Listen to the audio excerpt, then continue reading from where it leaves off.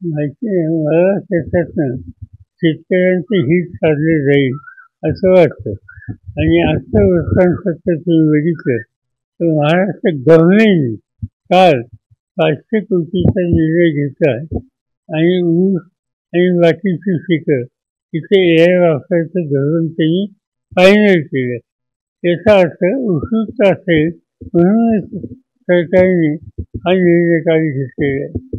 देवेंद्र फडणवीसांचं मी अभिनंदन करतो की त्यांनी या संबंधीचा निर्णय घेण्याचं धाडस दाखवलं आणि देशात पहिल्यांदा हा निर्णय महाराष्ट्र गव्हर्नमेंटने घेतलेला आहे म्हणून त्यांचं अभिनंदन.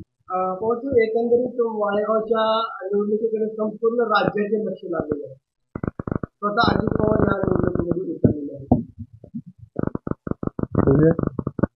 एकंदरीत निवडणूक कशी वाटते तुम्ही एक गोष्ट मला समजत नाही की राज्याचं लक्ष लागले कशावर.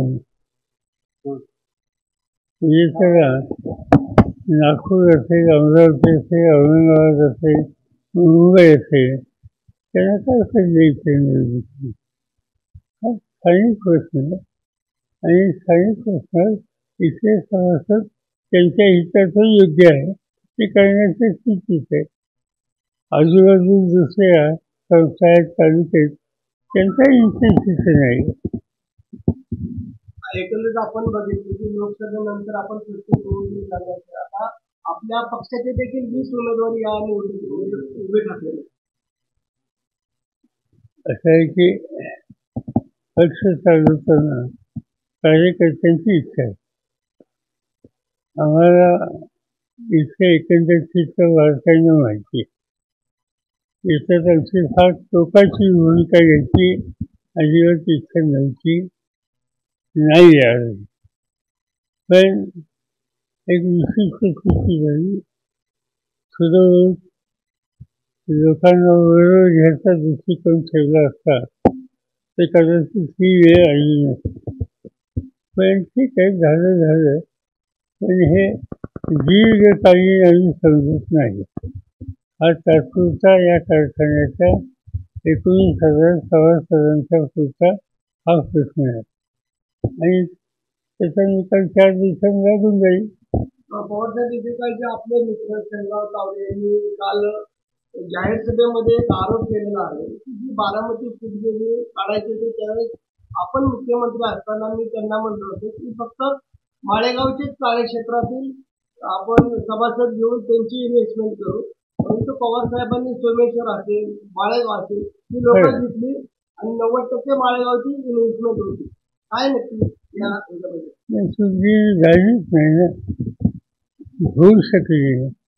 आणि गमत अशी आहे की उदाहरणार्थ साखर कारखाना ज्या कार्यक्षेत्रात ऊस आहे त्यांना तिथे घेतायचं. सूज देणे एकेकाळी बारामती हा कापसाचा भाग होता. आता कापूस इथं राहिला नाही आणि त्यावेळेस सूज काढायची चर्चा त्यावेळी झाली तर सगळं तालुक्याला बरोबर घ्यावं असं लोकांची इच्छा होती. पण आम्ही त्याचा अभ्यास केला आणि कापूस असल्याशिवाय सूज यशस्वी होणार नाही या निष्कर्षाला आलो आणि आम्ही हा प्रोजेक्ट सोडून दिला. आमच्याशी संवाद साधण्याचा पवार साहेबांचा पहिल्यांदा प्रयत्न केला, परंतु पंतप्रधान नरेंद्र मोदी आणि देवेंद्र फडणवीस यांना वाईट वाटलं असता आम्ही पंचवीस केलं. ठीक आहे, तुम्हाला हे कळेल त्यांच्याशी बोलणं झालं होतं काही लोकांचं, पण त्यांना अडचण होती आणि त्यावेळेला आम्ही काही ताणलं नाही. या निवडणुकीमध्ये आरोप प्रत्यारोप होतात, खूप बोलले जातात. माहीत आहे मी काय इतकं काही बघत नाही या निवडणुकीकडे. मी आता पुण्यात चाललोय, परत इथं माझे दुसरे कार्यक्रम आहेत. त्या एआयच्या संबंधीचे एक आंतरराष्ट्रीय पातळीचे वर्कशॉप उद्या इथे आहे. अमेरिकेवरून लोक येणार आहेत. माझं लक्ष त्याच्यात आहे त्या बाकीच्या निवडणुकीत तिथं नाही. VIच्या बाबतीत आपण बघतोय की VIला अधिक महत्व दिलं जाते आणि त्याचं उत्पादन देखील आपण बघितलं की बारामतीत घेतलं झालं.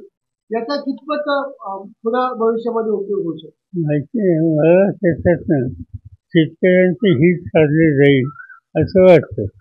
आणि आजचं वृत्तांत तुम्ही बघितलं तर महाराष्ट्र गव्हर्नमेंटने काल 500 कोटीचा निर्णय घेतला आणि ऊस आणि बाकीची पिकं तिथे AI वापरायचं धोरण त्यांनी फायनल केलं.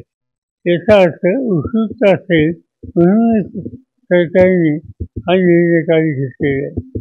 देवेंद्र फडणवीसांचं मी अभिनंदन करतो की त्यांनी या संबंधीचा निर्णय घेण्याचं धाडस दाखवलं आणि देशात पहिल्यांदा हा निर्णय महाराष्ट्र गव्हर्नमेंटने घेतलेला आहे म्हणून त्यांचा अभिनंदन.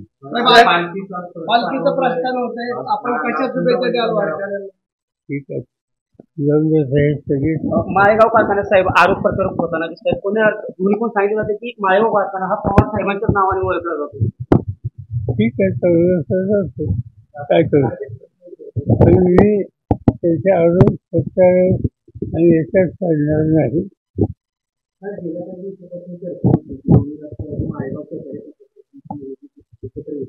मात्र नेमकं काय झालं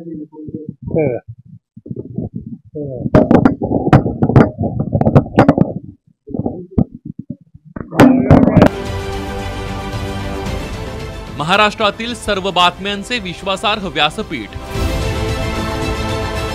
सकाळच्या सर्व सोशल मीडिया प्लॅटफॉर्मला लाईक, फॉलो आणि सबस्क्राईब करा.